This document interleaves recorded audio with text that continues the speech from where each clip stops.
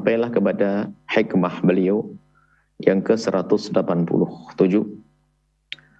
Rubbama istahya al-arifu an yarfa'a hajatahu ila maulahu liktifaihi bimasyiatihi fa kaifa la yastahi an yarfa'aha ila khaliqatihi.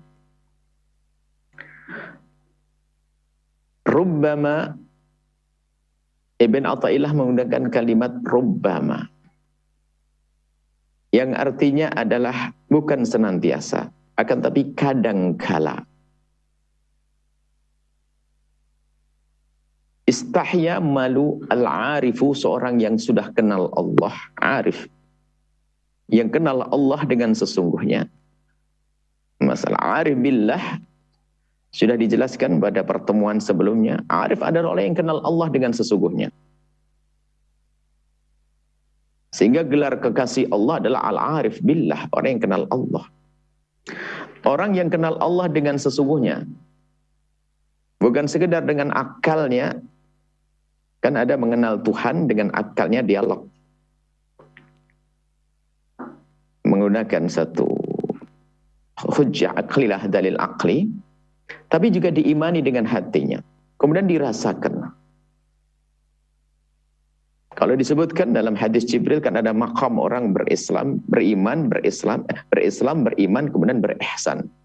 Ihsan ini maqam arif billah. Maqam ihsan adalah merasa kenal Allah. Sehingga dalam gerak-geriknya, langkah-langkahnya akan selalu dia itu ingat Allah. Bukan dia selalu berzikir dengan lesannya, tidak. Akan tapi dengan sekujur tubuhnya.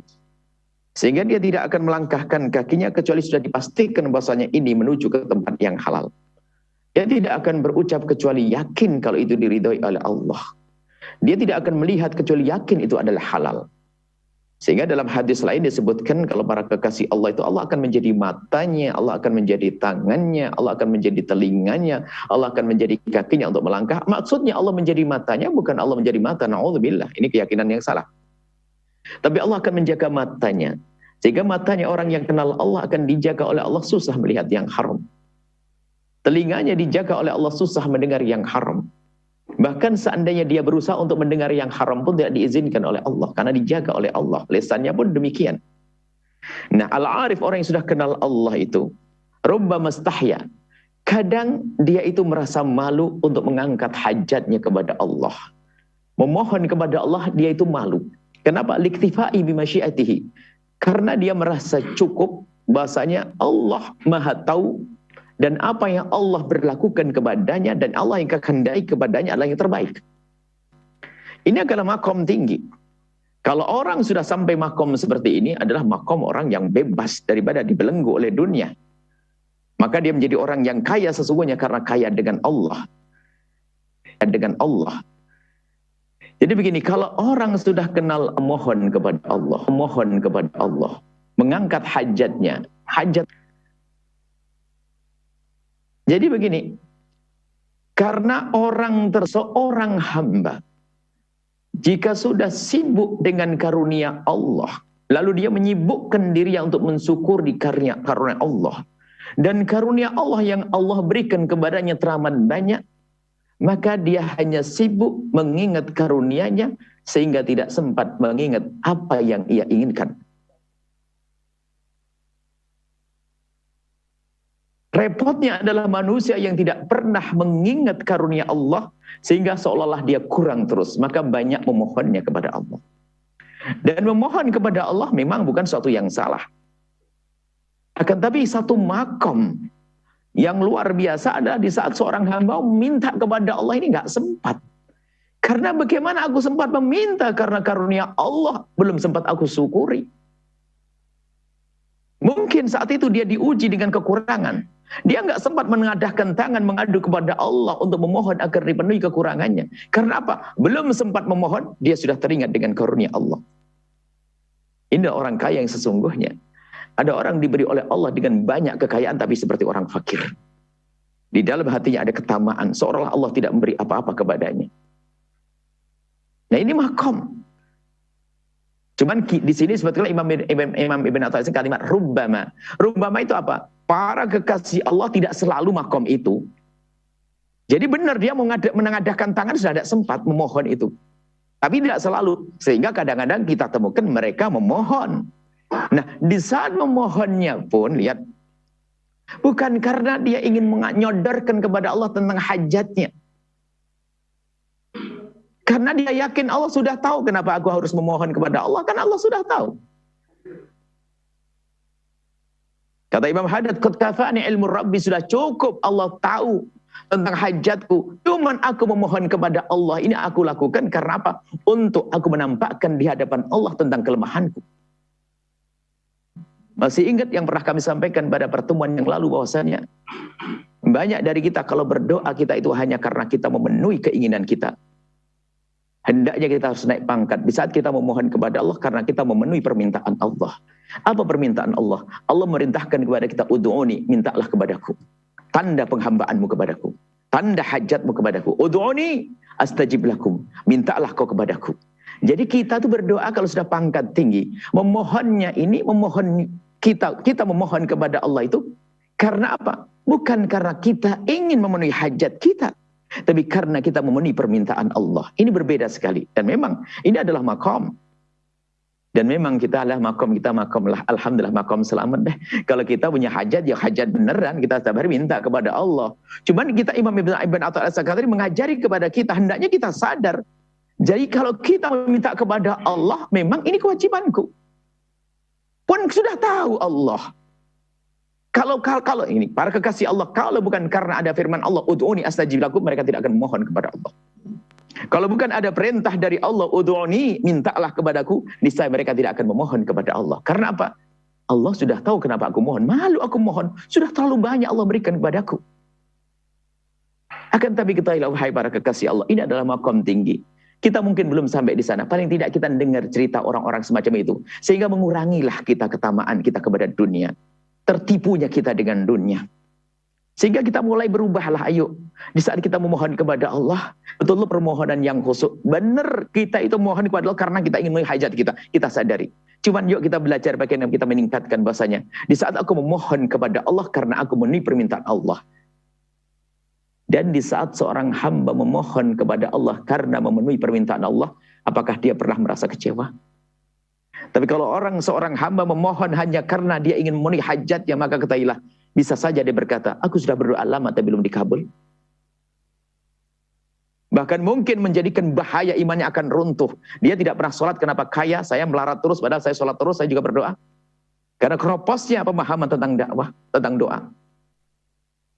Nah, di sini sebetulnya Ibn Atha al-Sakandari, Rabbama istahya. Sehingga kadang seorang atau para kekasih Allah itu ingin menengadahkan tangan itu malu. Allah sudah tahu kenapa harus menengadahkan tangan. Kan Allah sudah tahu. Nah, ini makom yang luar biasa. Nah, kemudian jika seseorang sudah bisa merasakan, paling tidak kita sadar dulu dengan akal kita. Urusan hati ini adalah wahbi, pemberian dari Allah. Gak bisa orang berpura-pura, aku sudah gak perlu dengan manusia. Jangan ngomong itu. Itu adalah masalah dzukiyat. Orang tidak usah berkisah, bercerita tentang action. Kita perlu merasa, itu masalah rasa. Yang penting kita belajar ilmu. Kita rasakan dulu. Bahwasanya memang hendaknya para kekasih Allah. Kita kan sudah paham, hari ini pun paham coba. Bahwasanya kenapa kita minta pun Allah sudah tahu. Kan begitu, kita sudah paham dengan akal kita. Tapi dengan akal kita saja. Tapi dengan hati kita belum. Kita belum. Maka ayo kita perlahan demi perlahan. Kita memahami bahwasanya panjatan doa kita ini adalah karena kita ingin menampakkan kelemahan kita, hajat kita kepada Allah. Dan Allah senang. Dan semakin seorang hamba merasakan dirinya hamba, maka dia akan melambung dalam kemuliaan. Melambung dalam kemuliaan. Sehingga waktu baginda Nabi diangkat tinggi-tinggi oleh Allah, waktu di Isra Mi'rajkan pun tidak pakai gelar yang lainnya, tapi gelar Subhanalladzi asra bi 'abdihi, hamba. Jadi kita akan sempurna di saat kita menyadari penghambaan kita. Kalau kita adalah hamba Allah, maka sesungguhnya kita adalah pada kemuliaan yang sesungguhnya. Di saat kita merasa hajat kita hanya kepada Allah, maka kita akan menjadi orang merasa kaya yang sesungguhnya. Kalau kita hajat kita hanya kepada Allah, maka kita menjadi orang kaya yang sesungguhnya. Tapi sebaliknya, kalau hajat kita gantungkan kepada manusia, nggak akan ada habis. Kita akan melarat. Kita akan merasa melarat. Kemudian Imam Ibn al-Asakandari melanjutkan bahasanya, oke Pak, kalau memang seperti itu kasusnya, kalau memang orang itu hanya mintanya kepada malu, meminta kepada Allah saja malu, bagaimana kisahnya? Apakah mungkin minta kepada manusia? Minta kepada Allah saja malu.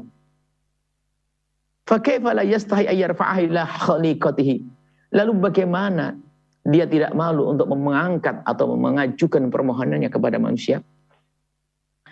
Ini seolah-olah Imam Ibn al-Asakandari mengatakan bahasanya para kekasih Allah tidak pernah minta kepada manusia. Oh, bukan begitu. Masih ingat hikmah yang sebelumnya. Jika engkau mengambil dari seseorang, awas hati-hati. Dan juga disebut Imam Haddad, kita diberi oleh seseorang. Hendaknya jangan kau terima pemberian kepada seseorang kecuali engkau telah yakin bahwasanya yang memberi adalah Allah. Hikmah sebelumnya. Kemudian setelah itu harus kita renungi bahwasanya, lalu kenapa kita harus bersyukur kepada dia? Kita bersyukur kepada dia karena apa? Kenapa Allah memilih dia sebagai jalan sampainya rezeki kepadaku? Bukan karena dia memberikan rezeki kepadaku. Bukan karena orang itu memberikan rezeki kepadaku. Akan tapi ini harus kita kuat. Bahwasanya aku akan ambil uang dari dia, hadiah dari dia, pemberian dari dia, dengan keyakinan bahwa yang memberi adalah Allah. Tapi dia dijadikan oleh Allah perantara. Padahal Allah bisa memberikan langsung pada kita. Lalu khusnudzon kita. Dia pasti ada kelebihannya. Kalau tidak akan dilewatkan oleh dia. Sehingga ada perintah kita untuk bersyukur kepada manusia. Man lam yashkurin nas lam yashkurillah. Kalau kita tidak berterima kasih kepada manusia, tidak terima kasih kepada Allah. Cuman kita cara mensyukuri manusia itu sebagai apa sih? Karena dia telah dipilih oleh Allah untuk menyampaikan rezeki kepada kita. Tapi kalau sudah kita bersyukur kepada manusia karena dia memberi, maka ketahuilah, iman kita akan keropos. Kita seolah terputus dari Allah Subhanahu wa Ta'ala. Sehingga menjadi ada orang menjilat. Ada orang kalau bertemu dengan manusia bukan berharap kebaikan, kecuali mengharap sesuatu yang kembali kepadanya. Nggak ada ikhlas. Sehingga duduk dengan seseorang hanya perlu imbalan. Saya harus baik-baik dengan dia. Kenapa? Ya saya ingin dapat dari dia. Karena bukan Allah yang dicari. Dia hanya mengharap. Dan itu bahaya sekali. Dan kita pun tidak senang kalau orang duduk dengan kita berharap sesuatu imbalan. Karena tidak tulus. Dan paling repotnya kalau kita duduk orang yang tidak tulus. Dan memang kita tidak tahu siapa orang itu. Tapi kita belajar untuk diri kita sendiri. Artinya bagaimana kita dengan sesama manusia adalah betul-betul urusan dengan Allah. Sehingga Imam Haddad kemarin kita sebutkan pada pertemuan yang lalu. Kalau engkau ingin mengambil seseorang, mengambil sesuatu, ingat. Jangan sampai dengan bisyahwah. Jangan sampai mengambil bisyahwah karena punya harapan syahwat, artinya kesenangan atau kecintaan kepada sesuatu tersebut. Sehingga ingat pada pertemuan yang lalu, ada seorang kekasih Allah diberi oleh orang sesuatu. Dan dia punya hajat. Di saat diberi ternyata tidak diterima. Esok harinya baru dikirim lagi yang serupa diterima. Apa bedanya? Waktu yang pertama di saat diberi, dia akan mengambil dengan penuh syahwat. Lupa bahwasanya ini pemberian dari Allah. Sehingga mengambilnya tidak ingat kepada Allah lalu ditahan. Tidak. Berarti waktu saya akan mengambil ini bukan ingat Allah, maka aku batalkan. Tapi setelah bahwasanya yakin pemberian ini dari Allah, maka diambil. Begitu sebaliknya di saat kita menolak, jangan sampai li syuhrah.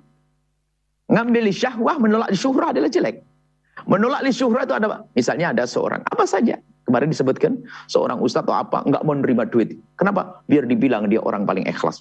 Oh, ini menolak li syuhrah. Menolak, kelihatannya enggak senang dengan ditangani manusia, tapi bukan karena Allah. Tapi karena dia ingin dibilang sebagai orang yang wah hebat, dia ikhlas. Bahaya juga ini. Makanya di saat menerima kita harus menata hati kita. Bahwasanya aku akan mengambil dari orang tersebut karena Allah yang memberinya. Lalu aku harus bersyukur kepada dia. Karena apa? Karena dia telah dipilih oleh Allah. Sehingga dengan demikian, kita hanya akan tawaduk kepada Allah. Kalau kita tawaduk kepada orang tua karena umurnya. Bukan karena kekayaan seseorang. Maka Nabi mengancam, man tawaddu'a li ghaniyin dihinahu dzaba anhu thulutsad dini. Kalau orang tawaduk kepada orang kaya karena kekayaannya, maka 2/3 imannya runtuh. Jadi ustadz bisa dibeli dia. Jadi apa saja bisa dibeli. Karena apa? Tawaduknya karena manusia. Akan tapi ketahuilah, kalau kita tawaduk kepada orang karena agamanya, karena kebaikannya, karena Allah, maka kita akan mulia. Kita tidak akan terhinakan dimanapun. Nah ini kita lanjutkan bahasanya. Orang meminta kepada Allah malu. Bagaimana minta kepada manusia? Ini bukan berarti kita tidak boleh minta kepada manusia. Hendaknya kalau kita meminta kepada manusia, ini harus sadari. Meminta kepada manusia, hendaknya ada kesadaran pada dirinya bahwasanya ini dia meminta berurusan dengan manusia karena dia ingin punya urusan dengan Allah. Anda atau kita boleh minta kepada sahabat kita sesuatu, tapi bukan dalam irama saya ingin mengambil harta tersebut untuk kesenangan yang sifatnya adalah syahwat. Tapi ada hajat, sehingga kan tidak dilarang orang meminta, orang fakir, orang pengemis. Pengemis kalau minta tidak dilarang karena dia fakir. Tapi kalau orang cukup meminta-minta, rendah dia. Jangan dianggap tidak dosa minta-minta. Kalau ada orang diberi oleh Allah kecukupan kok minta-minta kepada manusia, dia di hari kiamat nanti mukanya tidak berdaging. Nah ini, mukanya tidak berdaging, minta-minta. Padahal dia cukup. Jadi kalau orang minta karena hajat sah. Tapi harus betul-betul karena hajat. Tapi kalau tidak karena hajat, na'udzubillah, mukanya tidak ada wajahnya. Nah, masalah meminta-minta ini macam-macam kelasnya. Kita harus berbicara di semua kelas-kelas orang fakir yang sesungguhnya. Ada orang yang pura-pura fakir. Ada minta dengan cara yang halus, mungkin kita harus waspada. Dimulai dari kita, mungkin yang merasa dirinya sebagai ustadz. Kita bisa saja menjadi peminta-peminta halus ya. Pengemis pakai jubah, pakai imamah. Haram, sehingga meminta mengambil dari orang dengan membawa gelar kebesarannya. Oh ini paling enak ngambil duitnya orang. Si berapa? Cincinnya baik buat saya dah cincinnya. Ya minta ustadz nggak bisa nolak. Mengambil dengan cara begitu supaya ngambil dengan pedang, haram tuh. Nah ini agama mahal, bisa dijual begitu, bisa untuk nakut-nakut orang. Atau nanti nggak berkah nih sama kiai, sama ustadz ngasih dan hasil. Ini udah. Jadi jangan dianggap minta. Ini meminta juga ini. Pengemis halus ya pakai gelar ustadz. Al-akhdhu bil haya, akhdhu bis saif. Lebih serem dari pedang. Kalau pedang bisa saja dilawan kita. Kalau enggak ini maqam. Masya Allah, ini jamnya bagus banget. Masya Allah. Ustaz. Dan macam-macam gayanya Ustaz. Ada gaya ngeluh. Ya Allah, mobil saya macet 3 kali lah Pak Haji. 3 kali. Dia diganti mobilnya. Ya itu halus minta sama, rendah. Mana arif billah semacam. Arif enggak. Ngadukan kepada manusia, malu dia. Ngomong malu. Paham cerita. Aduh rumah Masya Allah bocor terus. Ya maksudnya biar dikasih undang. Allah Alhamdulillah. Hati-hati. Peminta. Artinya apa? Kekeroposan di dalam hatinya. Dia akan fakir selamanya. Tapi kalau kita punya hajat minta sah halal. Seorang fakir minta halal. Orang fakir minta sah. Karena dia punya hajat. Tapi pun demikian. Ini fakir. Kita bicara orang fakir bukan orang cukup. Jadi orang minta karena dia hajat sah. Atau orang minta dalam irama berkasih sayang. Itu ada. Minta dalam irama kasih sayang. Sebenarnya kita punya. Cuman namanya apa? Ya guyuk Pak. Bukan meminta secara sungguhnya. Berkasih sayang. Karena saya sudah merasa dekat saya minta. Cuman biasanya beratkan lah. Itu hanya bahasa meminta dalam berkasih sayang.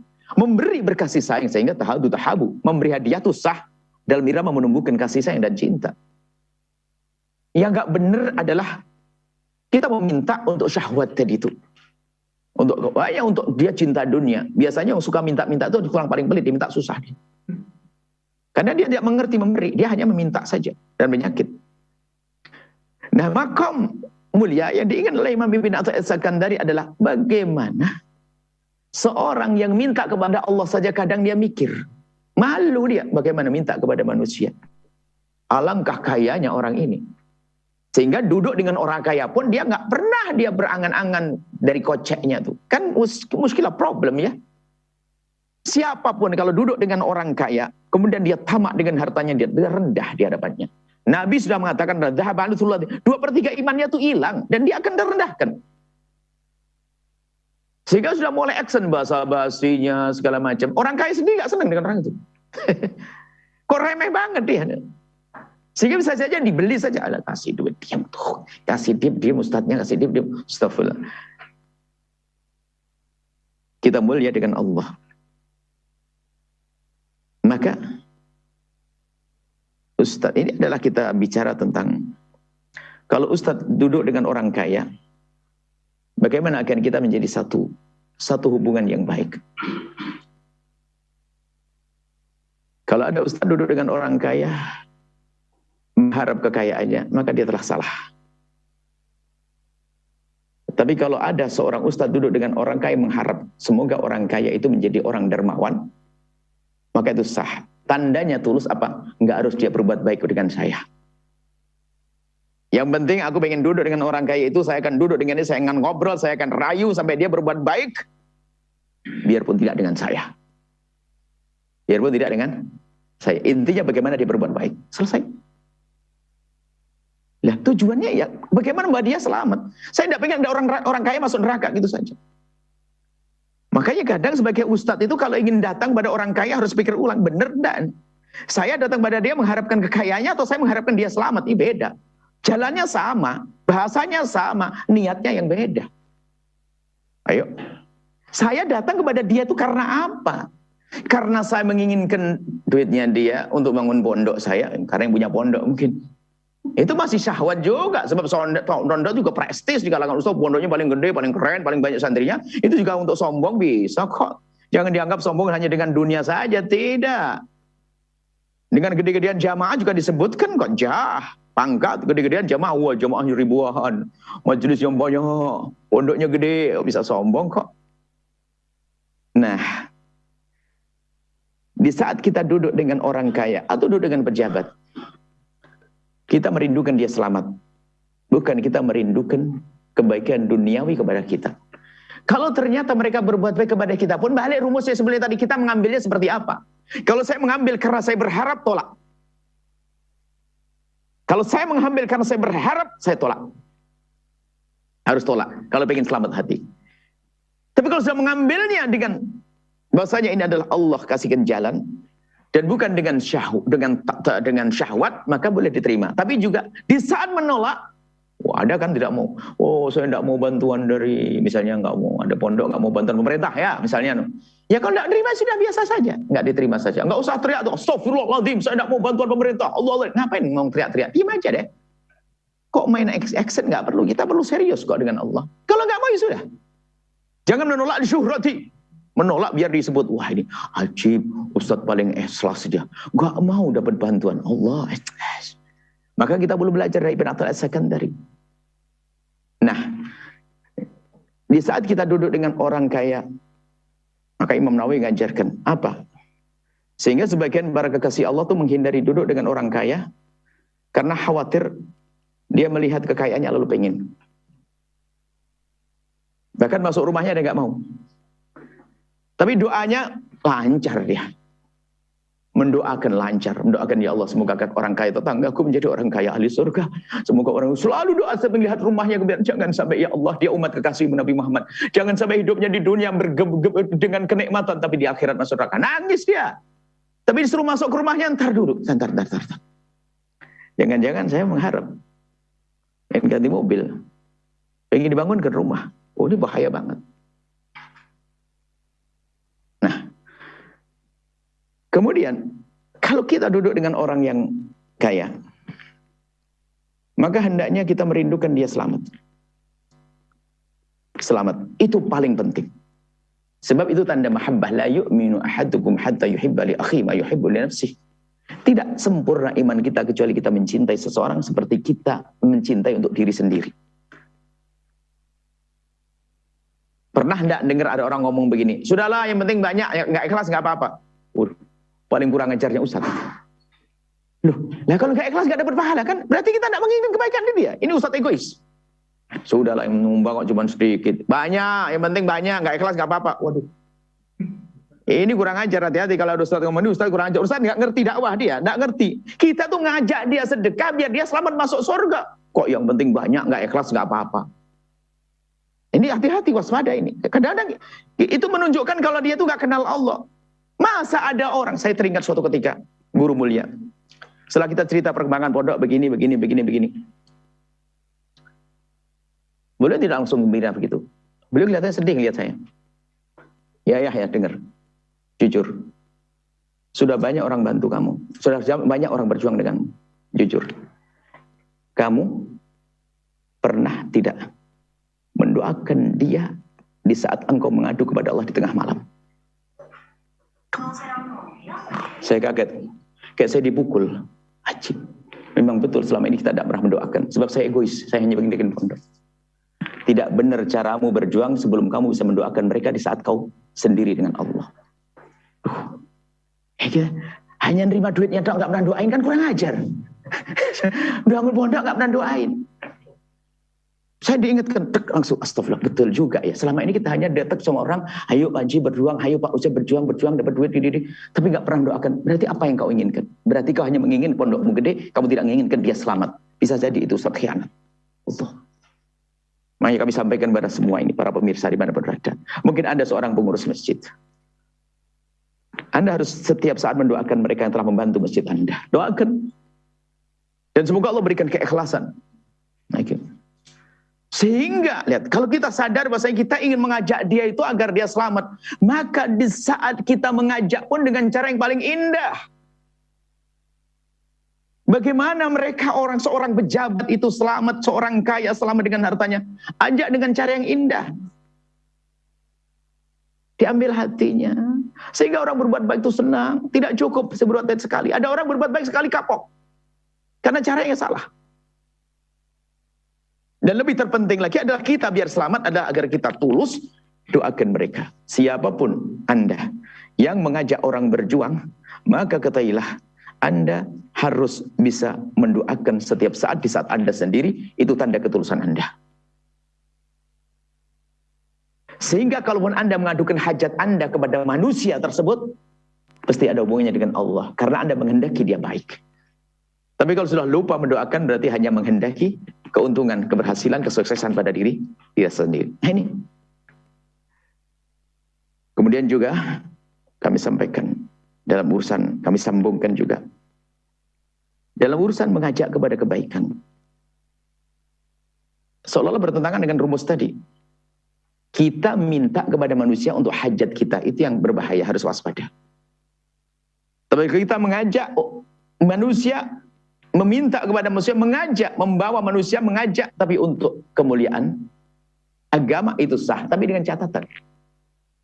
Bukan semuanya ngajak untuk masjid itu selamat kayak tadi. Kalau orang gede-gedean masjid bisa saja sombong ya. Gede-gedean majelis sombong. Jadi kalau kita mengajak, itu kalau kita kembali kepada hikmah Ibn Attal As-Sakandari sebelumnya, kita tuh harus waspada.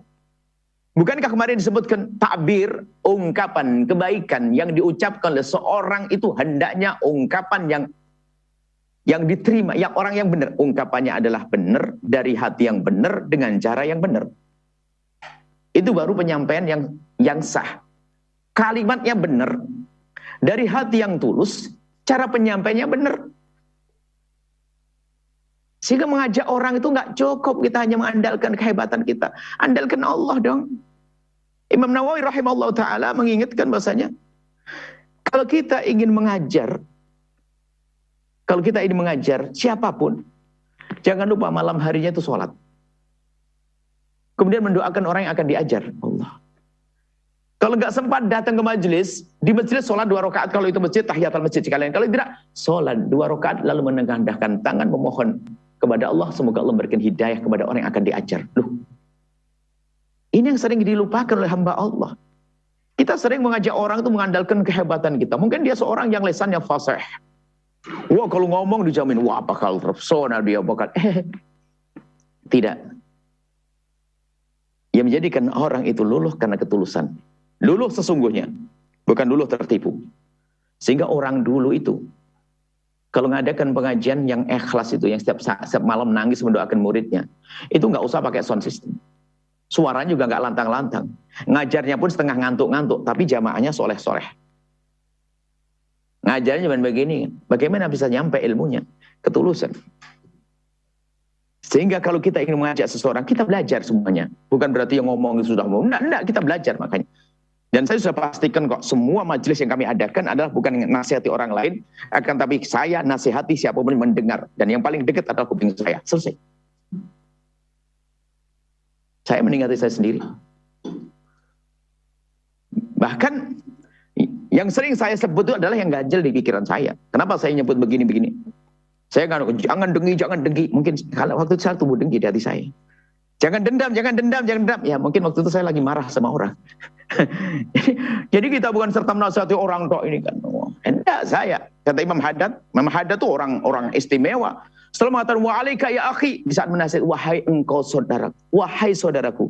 Di saat beliau mengatakan wahai saudaraku, beliau memastikan aku di paling depan barisan tersebut. Nah ini kita belajar bersama-sama. Di saat kan kita tidak cukup, orang itu ada beberapa marhalah ya. Marhalah pertama itu harus menyadari kalau kita itu orang dengan segala kekurangan, salah dan dosa. Sebab kalau orang tidak pernah merasa dosa, ya dosanya nggak sadar itu saja. Dosa yang paling dosa adalah orang berdosa tidak merasa dosa, repot itu. Nah, kemudian setelah sadar, dia masuk wilayah tobat. Sadar dulu, menyadari kesalahannya, baru masuk wilayah tobat. Kalau orang sudah tobat serius, nggak akan berhenti sampai di situ. Tanda tobat kita sungguh-sungguh adalah kita rindu untuk mengajak orang lain untuk tobat. Kalau memang Anda punya masa lalu yang kelam, lalu Anda merasakan Anda sudah hijrah menuju cahaya, maka tanda ketulusanmu di dalam mengajak, tanda ketulusanmu dalam bertobat adalah kerinduanmu yang kuat untuk mengajak orang yang salah menuju kebenaran. Kemudian senang di saat melihat orang lagi berusaha untuk tobat. Kalau ada orang tobat sendiri, bisa saja dia hanya pengen masuk tren. Wah, dia sudah tobat, hijrah. Dan tidak begitu. Makanya setelah dia masuk wilayah tobat, dia harus punya program bagaimana membawa orang untuk masuk tobat. Dan uji, senang tidak kalau ada orang ingin tobat. Kalau dia senang, berarti tobat kita serius. Yang repot adalah sadar enggak. Ini sadar juga belum, gimana bisa ngajak? Kalau ngajak pasti bohongan dia. Sadar dulu bahwasanya saya dulu kikir, saya dulu pernah banyak dosa, saya gini. Lalu dia menghadap kepada Allah, mohon ampun kepada Allah. Kemudian setelah itu apa? Mengajak. Jadi mengajak ini sebetulnya untuk mempermudah dia untuk kembali kepada Allah. Kalau saya tobat sendiri itu susah. Agar istiqomah saya punya banyak kawan, harus begitu. Semakin banyak kawan untuk mengajak kepada kebaikan semakin mudah.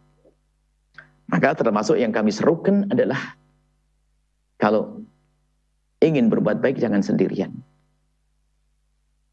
Tapi kalau kita bersama-sama kuat, saling mengingatkan. Bukan sekedar saling mengingat, saling memotivasi. Kita hanya ingin membuat satu gunung kecil pahala. Tapi karena kita bareng-bareng menjadi gunung pahala. Terus saling memberi motivasi. Sehingga kita ingin dimanapun kami berada, kita ingin menjadi orang yang perkumpulan yang saling tolong-menolong dan saling mengingatkan untuk kebaikan. Bukankah itu yang diajarkan oleh Allah? Ta'awanu 'alal birri wat taqwa wa la ta'awanu 'alal itsmi wal 'udwan. Hendaknya kita saling tolong-menolong dalam kebaikan. Baik, inilah yang bisa kami hadirkan berkenaan dengan hikmahnya Ibn Athaillah As-Sakandari. Maka yang pertama adalah urusan dengan Allah. Minta kepada Allah, hendaknya kita harus sadar betul bahwasanya kalau kita minta kepada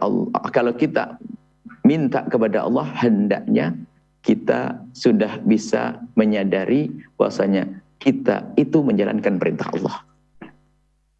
Bukan hanya kita memenuhi hajat kita. Biarpun meminta kepada Allah memenuhi hajat kita adalah sah. Tapi kita sedikit naik pangkat.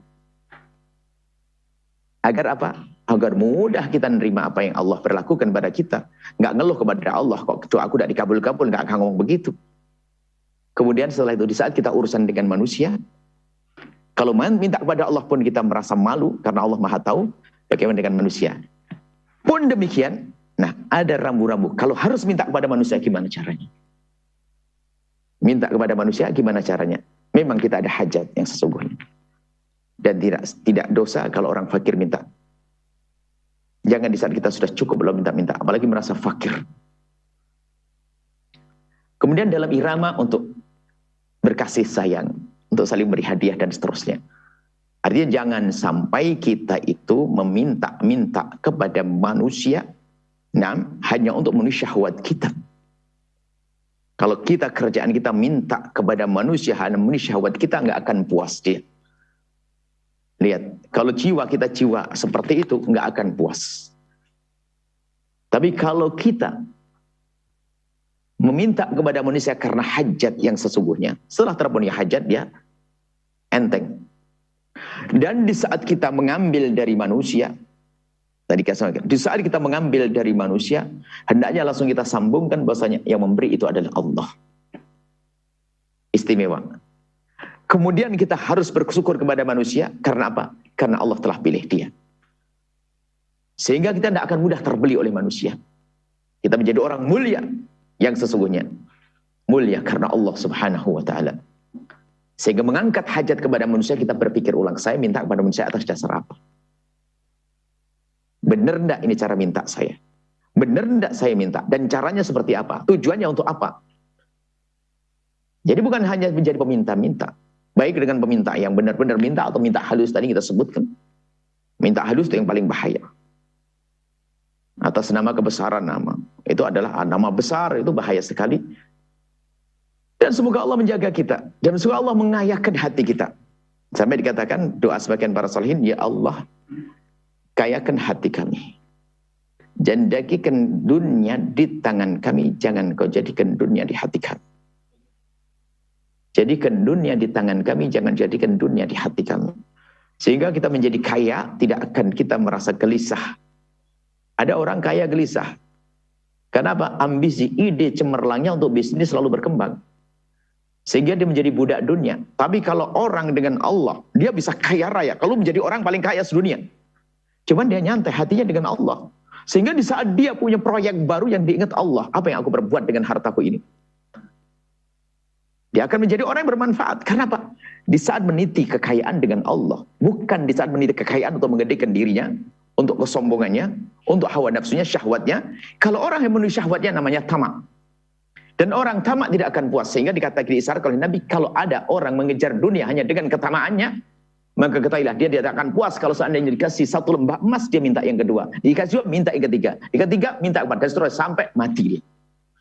Tapi kalau orang mencari dunia untuk Allah, lihat kepuasannya didapat. Karena Allah. Sehingga kalau karena Allah, caranya benar. Kemudian dia berpikir, apa yang aku berikan untuk Allah? Dia yakin bahwasanya apa? Akhirat adalah lebih indah. Abadi di akhirat. Sehingga apa? Dia yang sudah, dia cerdas. Kekayaan yang dikumpulkan tidak boleh sia-sia. Karena dikenal Allah. Aku ngumpulkan capek bertahun-tahun. Akan aku tinggal begitu saja? Oh tidak. Aku harus jadi orang cerdas, kata Nabi. Ayun nasi akyas ya Rasulullah. Ayun nasi akyas, Nabi bertanya. Siapakah orang paling cerdas? Para sahabat Nabi bisa menjawab. Nabi menjawab, aktsaruhum lil mauti dzikra, yang selalu ingat kematian. Maknanya apa? Mempersiapkan kehidupan setelah kehidupan di dunia. Dan itu juga dipilih oleh Allah. Banyak orang kaya raya meninggal dunia nggak punya peninggalan, nggak ada yang dibawa, hanya diwaris, bahkan mungkin direbut oleh anak cucunya. Ada dia kaya raya, kalau bicara kekayaannya, masya Allah, dia mungkin triliunan, nggak tahu triliun berapa triliun, dia atau nolnya berapa itu, pokoknya banyak duitnya. Cuma setelah meninggal dunia hanya disebut saja dia orang terkaya. Tapi masuk kubur fakir karena dia bukan cerdas. Tapi orang cerdas, lihat. Diberi Allah kekayaan, jabatan, dia tahu saya punya jabatan hanya satu kali ini. 5 tahun jabatan saya. Saya ingin jabatan saya abadi. Saya harus cerdas. Bagaimana 5 tahun akan menjadi amal yang terus mengalir. Kekayaanku, capek-capek aku kerja. Bagaimana aku tinggal, kok bodoh banget aku ini. Akan aku gunakan untuk Allah. Itulah orang-orang cerdas. Dan jika orang itu cerdas seperti itu, lihat, dia tepat kapan minta kepada Allah dan kapan minta kepada manusia. Kapan urusan dengan manusia, maka dia akan selalu menjadikan urusannya dengan Allah Subhanahu wa taala. Wallahu a'lam bishawab. Setelah Anda menyaksikan video ini, jangan lupa berselawat kepada baginda Nabi Muhammad sallallahu alaihi wa alihi wasallam.